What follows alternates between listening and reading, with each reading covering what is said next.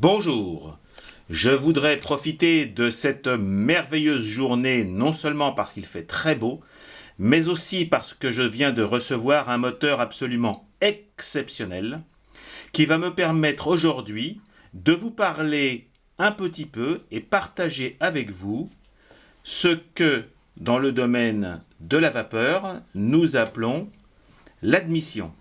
Comme vous le savez, une machine à vapeur ne produit pas son énergie par une explosion, elle la reçoit de chaudière, horizontale ou verticale. Pour que la vapeur arrive dans nos machines, il existe plusieurs manières de l'injecter dans les cylindres. Ces cylindres peuvent être fixes. Je vous ai déjà montré de nombreuses fois des moteurs de type pilon. Ce moteur est dit de type pilon parce que vous voyez ici le cylindre et le vilebrequin, et à l'intérieur, vous l'imaginez bien, le piston monte et descend. Ce qui fait l'admission, indépendamment de la notion de coulisse de Stephenson qui vous donne l'avant et l'arrière, ce qui vous donne l'admission de la vapeur, ce sont ces petites tubulures qui arrivent sur une surface plane. C'est pour ça que ces types de machines sont appelées machines à tiroir plan, en opposition entre guillemets aux machines comme celle-ci, où l'admission de la vapeur se fait en faisant bouger les cylindres eux-mêmes et les pistons sur les cylindres. Comme vous l'avez vu sur cette machine, l'admission se fait par des tiroirs que j'ai dit plans. Ici, l'admission se fait directement au travers de petites lumières et la reverse est commandée ici au travers de cette boîte pour permettre à la vapeur d'arriver au-dessus et en dessous de ces pistons. Je dois préciser que dans le cas de ces deux machines, nous sommes en double effet. Ça veut dire quoi? Ça veut dire que par un effet symétrique de trous, l'injection et l'admission de la vapeur dans le cylindre se fait alternativement par au-dessus et par au-dessous. Par au-dessus, par au-dessous, par au-dessus, par au-dessous. Alors que dans le cadre d'une machine simple effet, la vapeur n'arrivera qu'à un seul niveau, en général au-dessus. Je vous ai donc présenté une machine qui fait environ 6 cm3. Ça veut dire qu'en fait, elle en fait 3, mais comme on injecte en haut et en bas la vapeur, elle fait 6 cm3. 8 cm3, parce que 4 fois 2. Voici un 2 cm3, un petit 2 cm3, oscillant également. Et vous voyez ici que le système d'admission piloté ici par la tige qui fera la reverse, qui en fait conditionne l'envoi dans les petites lumières de la vapeur, est positionné sur le tronc commun de la machine. Donc vous avez une autre manière de gérer une distribution. Les deux cylindres sont en opposition en regard de l'admission.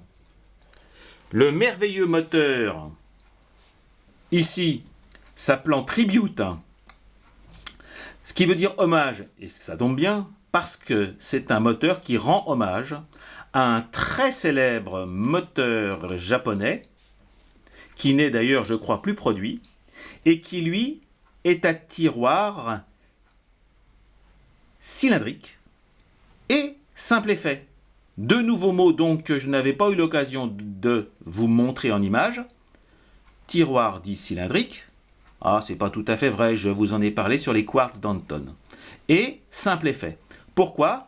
Parce que ce moteur ne recevra de la vapeur que dans la partie haute de ces cylindres. Si nous devons le comparer, regardez, ce moteur est un 4 cylindres en V, extraordinaire, mais vraiment comme il est beau, je vais vous le faire bouger. C'est un 4 cylindres en V, d'alésage 9 mm et de course 10 mm. Mais comme il est simple et fait, c'est 4 fois le volume des chambres qui donne sa cylindrée, alors que dans celui-ci, nous avons 2 cm3 comme celui-ci, mais en fait, parce que nous avons 1 cm3 multiplié par le fait que nous injectons la vapeur en dessous comme en dessus. Cette machine, à part sa merveilleuse architecture, sa beauté absolument extraordinaire, j'espère que vous voyez la qualité de la finition, mais c'est exceptionnel, j'en suis absolument ébahi, a un système de reverse qui est ici. Pourquoi? Parce qu'en fait, sur ce moteur, l'injection de la vapeur se fait ici et arrive dans 2 tiroirs. Mais les tiroirs, au lieu d'être plans, sont cylindriques. Et le positionnement de ces tiroirs se fait par le jeu des biellettes que vous avez ici, décalées, et qui permettent, en fonction du positionnement de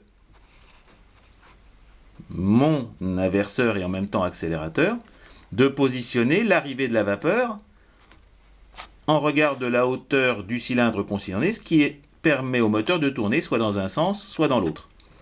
Vous remarquerez que le système, sur ce moteur notamment, permet à la coulisse de Stephenson, et donc au tiroir plan, d'avoir un mouvement de translation parce qu'il est monté sur un excentrique. Ici, l'excentrique est au niveau du vilebrequin. Hop, plop, plop, plop, plop. Et ce mouvement d'excentrique au niveau du vilebrequin se traduit par un mouvement linéaire au niveau des tiroirs. J'ai ici un magnifique petit graisseur, comme d'habitude. Graisseur dit à déplacement, pour permettre, bien sûr, le graissage. Le dessous, eh bien, comme vous le voyez, on ne voit rien. Parce que ce moteur représente exactement la réalité de ce qui a été fait dans les années, je crois, 70-80, et offrait un moteur dit rapide. Pourquoi ce moteur est-il rapide? Déjà tout simplement parce que les pièces en mouvement sont beaucoup plus simples que sur les moteurs comme celui-ci. Ce mouvement-là peut vraiment prendre des milliers de tours. Par ailleurs, le fait d'être simple et fait garantit, en théorie, une meilleure étanchéité lorsque le moteur tourne vite. Nous avons ici, comme vous le constatez, les échappements proprement dit, puisque si la vapeur est injectée, elle doit pouvoir ressortir en fonction du positionnement des tiroirs. Et ici, c'est pour éviter tout simplement l'effet de compression, puisqu'en dessous, il n'y a pas de vapeur, mais il y a quand même des mouvements d'air extrêmement rapides.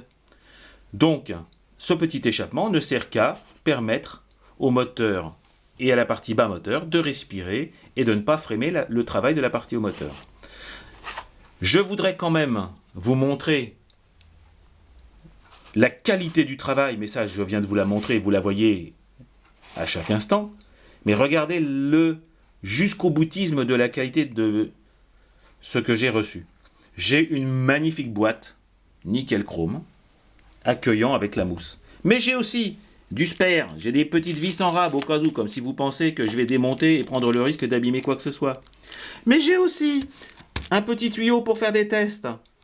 Et si ça ne suffisait pas, j'ai de l'huile et le manuel complet d'instructions qui m'explique entièrement ce que je peux attendre de ce moteur. C'est démentiel.